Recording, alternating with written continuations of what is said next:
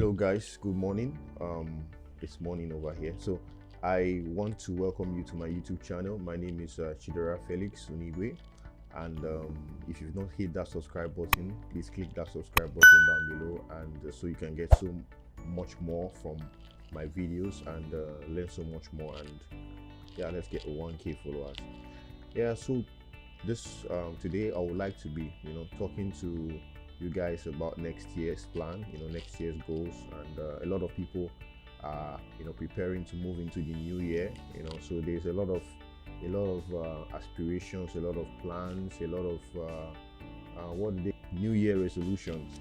Yeah, as it were, many people are having new year resolutions. The things they want to do, mistakes they don't want to make for the next year, places they want to travel to, jobs they want to get. You want to propose next year, you want to get married next year. Yeah, so there's a lot of things. I myself, I have some stuff I also want to do next year. So I began thinking to myself, why not put out a video where we can talk about the stuff what are the most important things that you should look out for next year, and how you can break those things into smaller goals that will actually help you to achieve more next year. So as I began to think about this, I began to write some stuff down, and that's what I'm making this video. So in this video, we'll be talking about the 7 most important things you must do to win next year in 2022. Starting from number 1, the number 1 thing you should do when going forward into 2022 is content consumption. Now, it's been said that on average, a human being spends 8 hours plus a day on their phone. So the content you consume is really important. You might not know, you might not notice it, but it's really important. What you see, what you hear, and what you say affects your life. And some people will say, I'm a pastor. So, but the thing is your environment, it influences your habits, it influences the way you behave, it influences what you profess, it influences what you believe.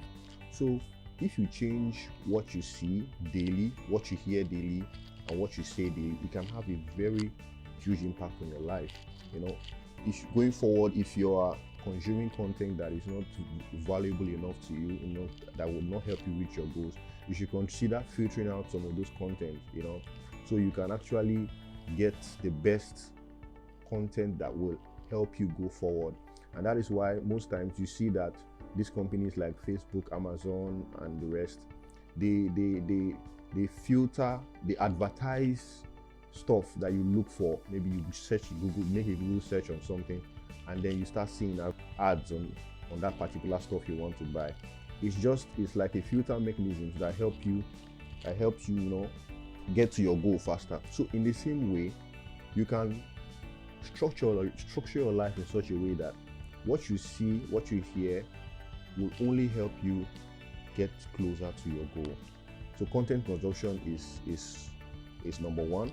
Then the second thing we're going to be talking about is cultivating meaningful relationships.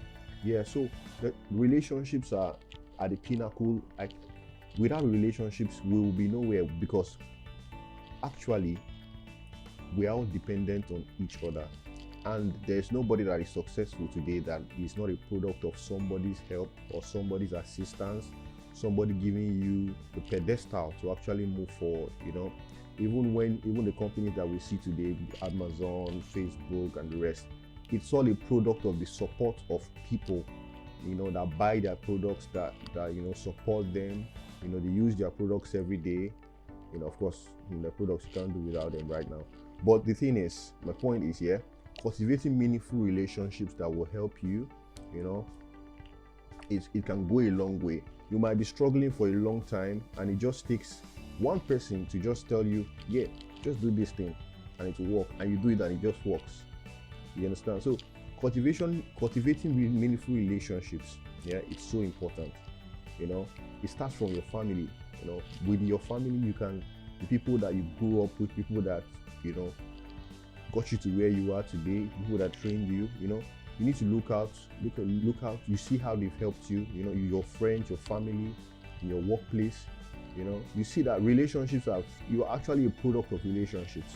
You taking a step back and looking at those relationships that you can't do without, cultivate them, lubricate them, make sure you get the best out of them, make sure you give more than you take. So cultivating meaningful relationships is so important next year. From going forward, from this year, look out for those relationships that they've really done so much for you. Without them, you'll be nowhere. Cultivate those relationships, and next year, build on them, and you also see more relationships that you can also cultivate. So cultivating meaningful relationships is so important. It's so important. Yeah. Going forward, the third one is paying attention to your health, your body. If you were to be sick today, you can't go to work. You can't see your spouse or your girlfriend. You can't do you can't eat nice food. So paying attention to your health and your body, your mind is so important. And it boils down to what you eat, the kind of food you eat, the how you pay attention to your body hygiene, the rest, when you're supposed to rest. So those things are so important, because the body is the vessel that houses every other thing. Without the body being healthy, you can't do anything. So being healthy is so important. And going forward in 2022, you should actually sit down and have a schedule for how you manage your body, how you take care of your body. Treat yourself. You work hard. If you make out time to rest, make out time to eat good food, not just eating out every time. Make out time to prepare good food for yourself. Eat good food, rest well, go to the gym. Naval Ravikant said something. He said there are three things that it can't be bought, you have to earn it. Number one is a happy home. Number two is a great body. And number three is peace of mind. So those three things, you have to earn it in this world. So if you see somebody that has a great body, six-pack and all, it's a lot of work. It's a lot of work, honestly. So it takes dedication, it takes a lot of effort, and it's something that if you do frequently, you will reap the benefits a lot. Going down 20 years, 10 years from now, 15 years from now, you reap the benefits. So pay attention to your body, treat your body nice, go to the gym, work out, and it still boils down to relationships. If you have a partner, if you have a friend that does work out a lot, make that person your friend, and you will see that you will easily flow into somebody that works out a lot. You understand? The person can influence you, and before you know it, you're always working out. I have a friend, that works out a lot, and it's become a lifestyle for him. And because I've become his friend, I find myself automatically working out, because it's like, hey, let's go and work out somewhere, close by, and let's go and buy something, and I just follow him, and he just says, okay, let me just work out. Well, I'm with him, so I just work out, and before you know it, 3 times we've done that thing, and I've worked out 3 times a week. So it's so important that you try and take care of your body, take care of your health, take fruits, take herbs, take supplements, take anything that will make you healthy and not fall sick. So it's so important to keep your health. So the fourth thing we're going to talk about is goals. Yeah, of course, I've been setting goals. I found out that setting goals is just the first part of it. And sometimes I don't believe in self-discipline. So let me say discipline as the main thing. Of course, you need to be disciplined, but it boils down to a smaller unit of discipline, which is habits. If you are able to cultivate, which is the next point I'm going to talk about, if you are able to cultivate the habits, you'll be able to hit your goals faster. And when you are setting goals, don't just set a lot of goals. You are setting 10 goals. I must get married this year. I must get a good job this year. I must buy a new car this year. I must finish school this year. I must do this one this year. How many goals are you setting? You can't. There's no way you can. There's no way. Of course, if you are, it's very, very possible to achieve those goals. But if you set 1 goal per year or 2 goals per year, you'll find out that there's a very, very high chance you're going to hit those goals. Very, very high chance you're going to hit those goals. Set 1 goal per year and then set steps around those goals, set daily actions around those goals to get to the result you are looking for. It could be, for example, next year you want to get married, or next year, let's say next year you want a new job, next year you want a job with a higher pay next year. There are a lot of actions that you can take that can get you into that goal, and those actions in itself are small goals. So you see, there's already a lot that is going into getting a fantastic job next year. It's a lot of steps that you need to take. You need to cultivate relationships. You need to write your CV. You need to send CVs to different companies. You need to attend job functions. Maybe you need a new skill you need to develop. Is it coding? Is it web design? Is it economics? Is it data science? Whatever it is, it needs time and you need daily actions. Sometimes when people get their jobs by creating content, they just go online and they start creating content on web design, and before you know it, the company hits them up and says, hey, we like your content, and we don't know if you're interested in the position. Whereas the person has been creating content for a long time, maybe 6 months. So it's all about create one goal per year. This year you want to buy a car, that's your goal. Next year you want to get married, that's your goal. So you will discover that one goal gives birth to actions, a lot of actions that itself are small mini goals. Let's say you want to get married, for instance. Somebody that wants to get married will need money, yeah? You need money, right? Yeah.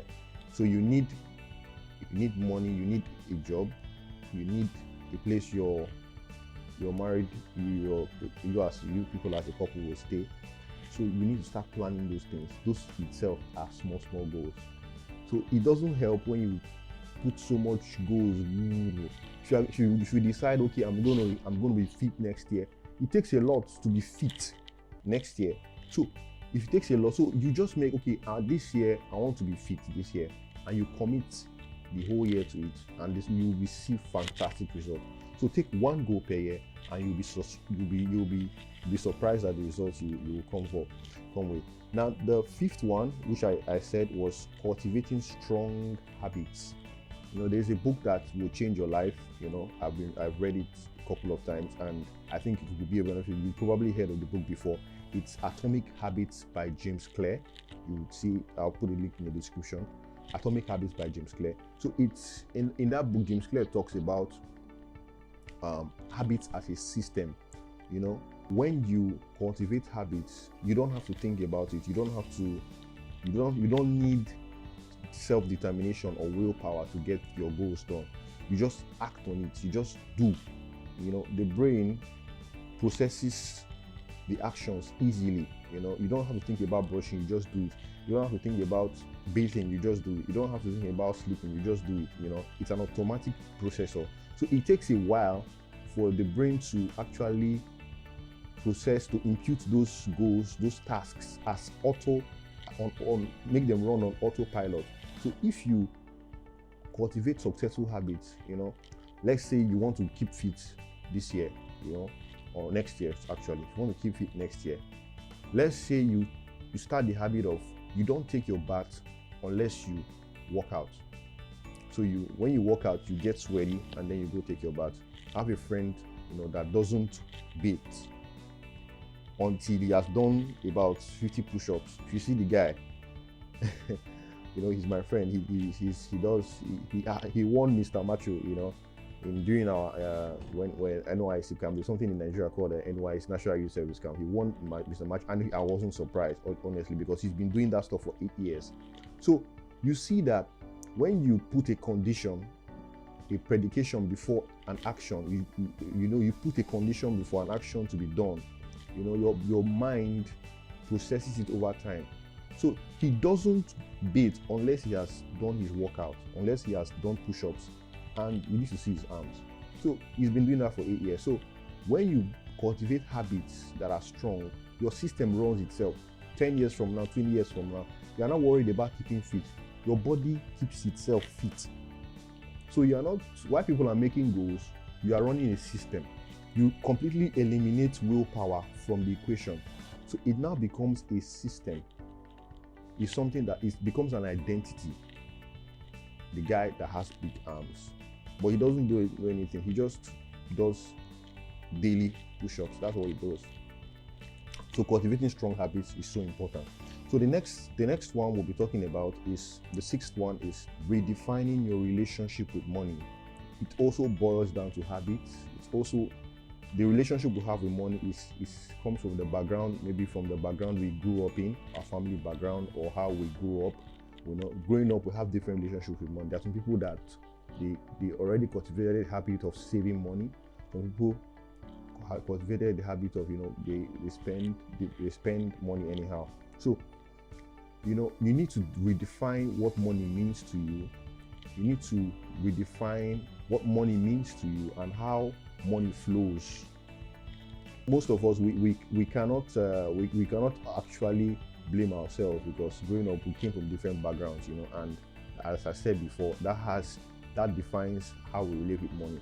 But nowadays you need to start going forward. You need to start looking at, okay, how do I manage my money better? How do I manage my income better? Do I need to increase my income? How do I save better? How do I invest better? So you need to sit back, and check those things, because if you look at it, it depends on, I don't know who I'm talking to. I don't know where, how money flows to you. If you check, you will see that money actually comes, but it all depends on how you allocate it and how it flows. And sometimes you actually need more income, because it all depends on you sitting back, going back to the drawing board and redefining your relationship with money. Understand how money flows, understand how money flows to you. Where does the money come from? Where does the money go? Do I need more sources of income? And know how to find the sweet spot. Find your sweet spot with money. Some people, there are two types of millionaires. As I've read, they said there's the thrifty millionaire, and then there's the extravagant millionaire. There are some people that they became millionaires by saving, and investing. Gradually they became millionaires. Then there are some people that they became millionaires, by just trying different stuff. They spent here, they were free with money, and somehow, cash flow came and they just became millionaires, flamboyant millionaires, So it all depends on it's a product of how they grew up, their background, their relationship with money. Like somebody like Warren Buffett now, I would say from a young age he started saving and investing. So I would call him a frugal millionaire. You understand? So somebody like Jordan Belfort, I would say he's an extravagant millionaire. Somebody that comes up with ideas, try stuff, take risks. There's a risky millionaire and there's a frugal millionaire. So it all stems from their background of the relationship they have with money. So understand who you are, relationship with money, and just find the sweet spot, for yourself. And then the last but not the least, the seventh one is take risks. Yeah. So taking risks means betting on yourself, believing in yourself. Believing in yourself. It's so important that you believe in yourself. Stop putting yourself down. Stop saying you can't do it. Of course, there are people that you feel that they are doing better than you, but don't think like that. Some of those people, they failed more times than you can ever think of. Their wins compared to their losses. It's a different thing. So have patience, work on yourself consistently, and bet on yourself. Take risk on yourself. Take calculated risk, of course. Bet on yourself. Believe in yourself. Believe that you can do it. There's a book I read. It's about a lady that she does this thing. She had low self-esteem. But she got to a point whereby she started doing a habit every morning. Every morning she wakes up, when she stares at the mirror, she high fives herself in the mirror. So when she high fives herself, she feels better about herself. So give yourself a high five. You are trying. You are doing very well. You are not where you used to be last year. And now look at you. You are seeing the next year. So it's progress. The fact that you are alive, the fact that you are healthy and you are alive, it's tremendous progress. Tremendous progress. So when you believe in yourself, bet on yourself, you will succeed. You will do something good. So be rest assured that as long as you are alive and you are healthy, you are better than a lot of people. So have that belief in yourself, bet on yourself. If there's a role you want to apply for, don't be afraid. Apply for it, put your foot in the door, try it and see if you like it. So you are the asset, you are the prize. So have that belief in yourself, treat yourself better. The way people treat you, the way you treat yourself. When you treat yourself as a king or as a queen, as a princess, whatever it is you see yourself as, people tend to extend the same respect to you. So when you treat yourself with the mindset that, hey, this is who I am, this is who I want to be, and this is what I want to be identified with, people would accord that same respect to you. So bet on yourself next year, treat yourself better next year, and you will see, leave all the work for your subconscious mind. When you begin to treat yourself better, begin to identify things that will help you grow, you begin to send signals to your subconscious. Your subconscious begins to look for ways or things that will match what you think, that will match what you believe. You understand? So it's important how you think about yourself. It's important how you treat yourself. So going forward in 2022, these are the steps, these are the things you should take note of, and these are the things that will help you. So thank you so much for taking time to listen to this video. As I said before, this is a new YouTube channel. You see there are not much videos, but we're getting closer, and I'm getting better. So please subscribe to my YouTube channel, and so you can get notifications anytime I release a video. I've not released some videos for a while now, but hopefully every week, new videos every time. So thank you so much for listening, and have a good day and have a good next year.